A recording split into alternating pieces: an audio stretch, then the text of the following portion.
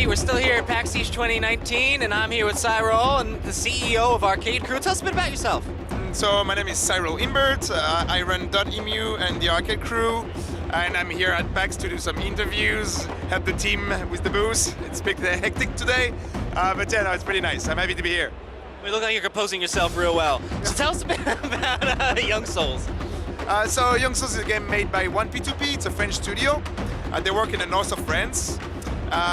Basically, Young Souls is a game that mixes mechanics of beat 'em up, classic mechanics of beat 'em up, and RPG. Young Souls is a game where it's the story of these two twins, Tristan and Jen. They live in this very quiet town, and they've been adopted by they have an adopted father that disappeared, basically. And while they're searching, they discover that in the basement of their houses, there's a portal that leads to the Goblin's world, which is kind of the opposite of the human world. It's like upside down. And basically they discovered, and so they're like, okay, so probably our father was kidnapped by some goblins, he's in the goblin world, we should go and search for him. The humans, they don't know about it. And Tristan and Jen, they're kind of outcasts. So people kind of reject them, they're weirdos and stuff like that, but they don't know that they're actually trying to save the humanity from the goblin worlds. They're trying to take on the human worlds. So that's kind of the setup of the story. The story is really important in that game, because it's written by Matthew Reiter, which is one of the lead writer of Telltale, used to be, yeah. So the story is going to be really worked out. Basically in the game how it works, during the night you go to the Goblin world through the portal, and basically you choose dungeons. You have the main dungeons that unveil the story, and you also have side dungeons that's going to be for different things, for quests, for objects. Some are going to be a bit puzzle-like, or they're going to be more classic. And basically before each dungeon you have to gear up. So because within a dungeon you can't change your equipment.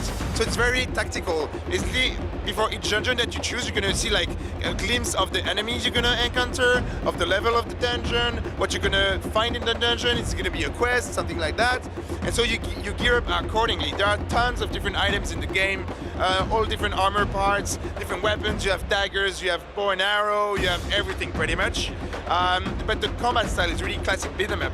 So it's preferable to play with two players, but there's also a solo mode where you can switch between the two characters. But when you play with two players, it's very tactical, like in beat 'em up.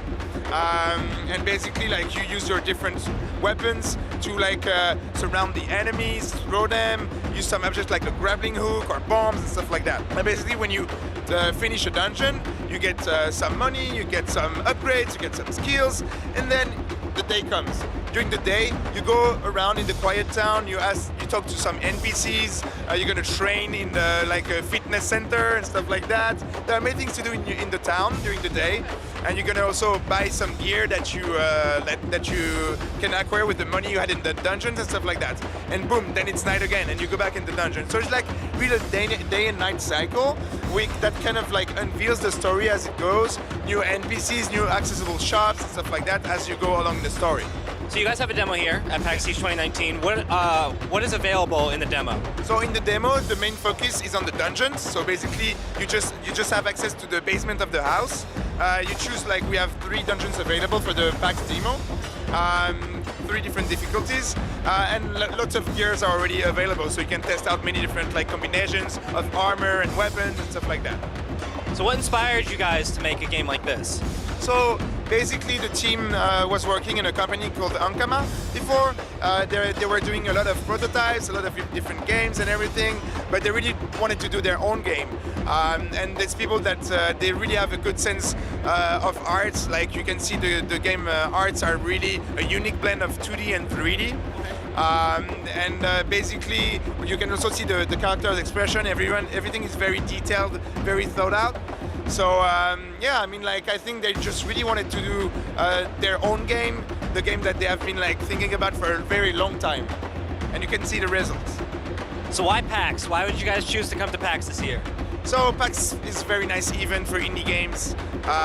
The Arcade Crew really specialize in very high quality indie games, and we really want to display them. It's always useful to meet you guys, to meet also the players, to have some feedback, to see what's working or what's not working in the game, so we can still change it. So it's a very nice event for that. Beautiful. And what is this game releasing on, and when, if you're able to tell us that? No release date and no platform yet. Beautiful. Ambiguous, that's the way I like it. Well, I think that's all I have here. Thank you so much for your time, and Welcome. you have a great one. All right, thank you. You too.